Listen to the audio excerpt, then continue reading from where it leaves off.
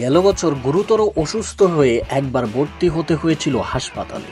মানসিক ও শারীরিক স্বাস্থ্যের যত্ন নেওয়ার জন্য এবার অনির্দিষ্টকালের জন্য কোচিং ক্যারিয়ার থেকে বিরতি নিলেন ব্রাজিল জাতীয় দলের সাবেক কোচ তিতে। ব্রাজিলের 2019 কোপা আমেরিকা জয়ী দলের কোচের দায়িত্ব পালন করা তিতে গত আগস্টে হার্টের সমস্যার কারণে হাসপাতালে ভর্তি ছিলেন। এর পরের মাসে তাকে চাকরি থেকে অব্যাহতি দেয় ব্রাজিলিয়ান ক্লাব ফ্লেমেঙ্গো। এরপর বেকারই ছিলেন 63 বছর বয়সী এই কোচ, তবে আশাবাদ ব্যক্ত করেছিলেন আবারও কোচিংয়ে ফেরার। সেই দ্বারাই সম্প্রতি গুঞ্জন ছিল আরেক ব্রাজিলিয়ান ক্লাব করিন্থিয়াসের দায়িত্ব নেওয়ার।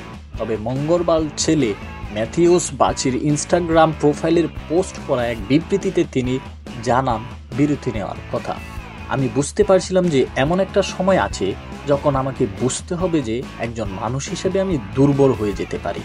আমি বিশ্বাস করি এটা স্বীকার করে নেওয়াটা আমাকে আরও শক্তিশালী করবে। খুব দ্রুতই কোচিংয়ে ফেরার কোনো তাড়া দেখছেন না তিতে। আমি যে কাজটা করি সেটা নিয়ে আমি অনেক আবেগী এবং আমি কাজটা চালিয়ে যাব। তবে আমার পরিবারের সাথে কথা বলার পর আর আমার শরীরের অবস্থা পর্যবেক্ষণ করে আমার কাছে মনে হয়েছে এখন সবচেয়ে ভালো কাজটা হলো ক্যারিয়ার থেকে যত সময় লাগে ততক্ষণ বিরতি নিয়ে নিজের দেখভাল করা। 2022 বিশ্বকাপ থেকে কোয়ার্টার ফাইনালে ব্রাজিলের বিদায়ের পর মেয়াদের আগেই চাকরি ছেড়ে দেন তিতে।